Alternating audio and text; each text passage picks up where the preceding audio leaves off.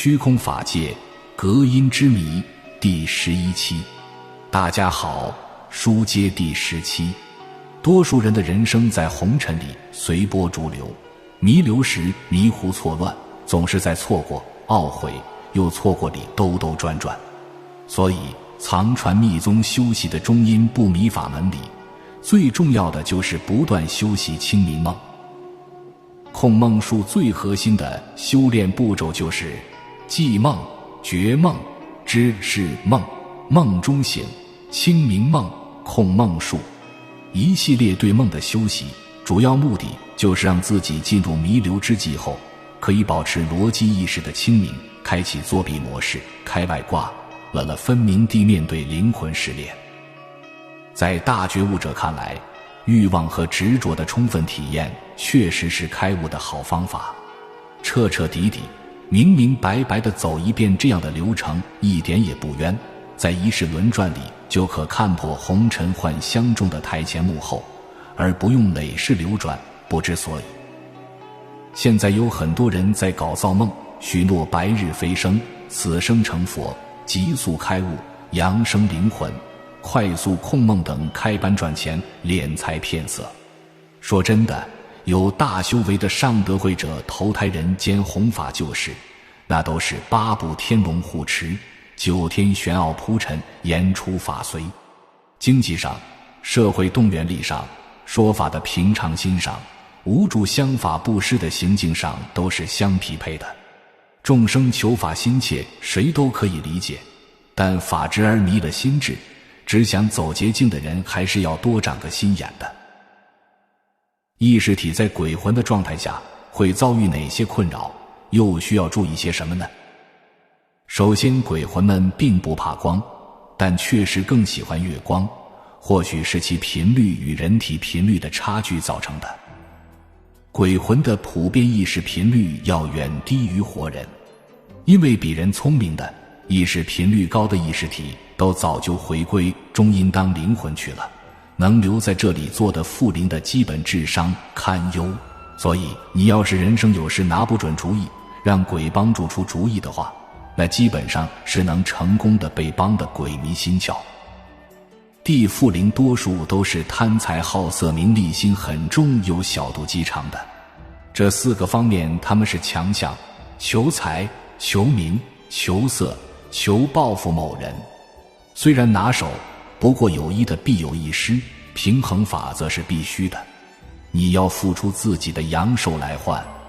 他们要你的生命能和灵魂的奴役契约，帮你实现名利财色的贪婪，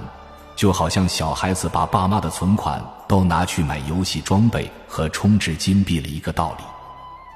他们看得到人，却没有听力，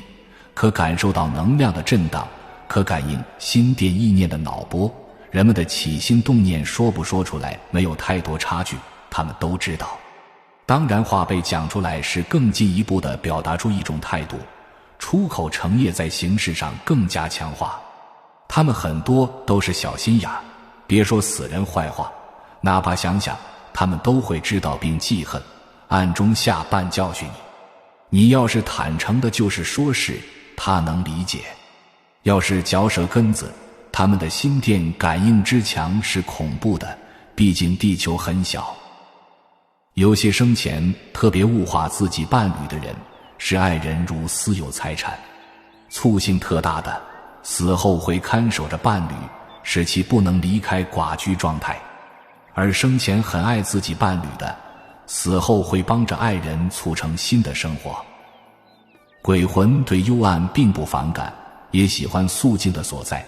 毕竟总是被别人从自己的身体穿插而过，感受上不是很好。滞留的鬼魂喜欢用自己原有的身高、胖瘦、容貌、着装呈现，甚至某些病残的程度也会被意识认知保留着。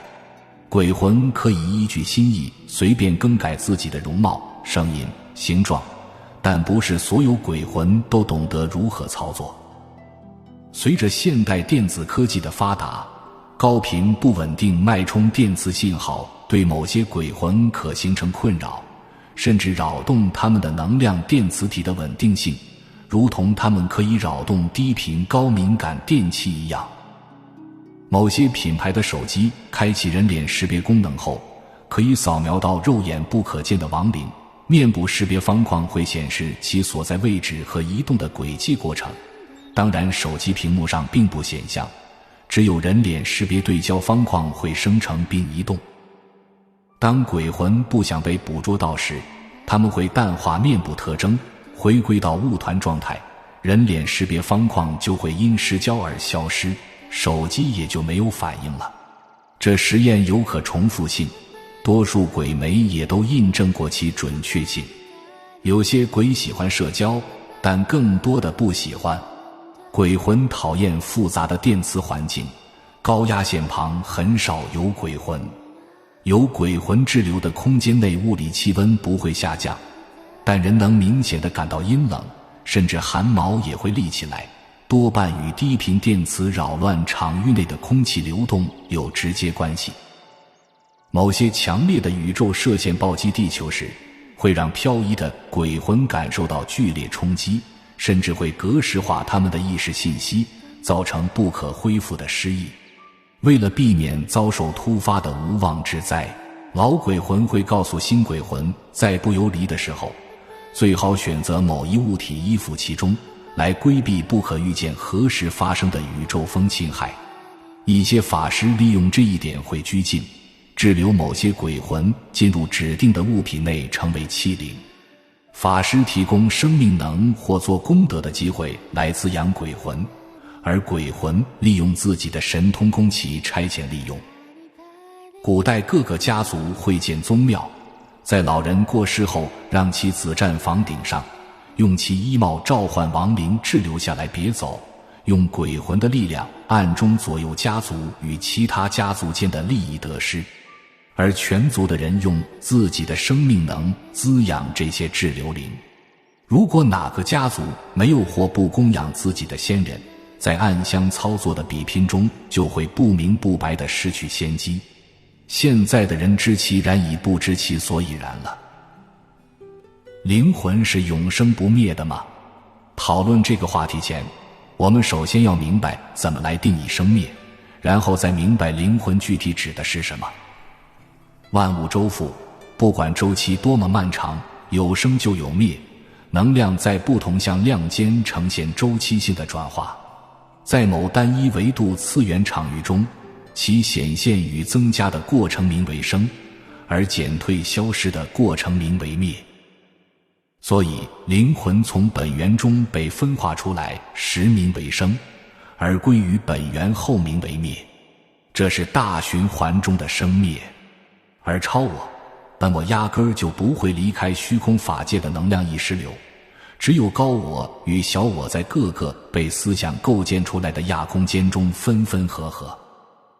一滴雨水从云中滴落，那一刻它是独立的个体，当落回海中时，哪个又是它呢？看到这里，希望您的点赞、评论、转发，以便帮助到更多有缘人。第11期结束，谢谢观看。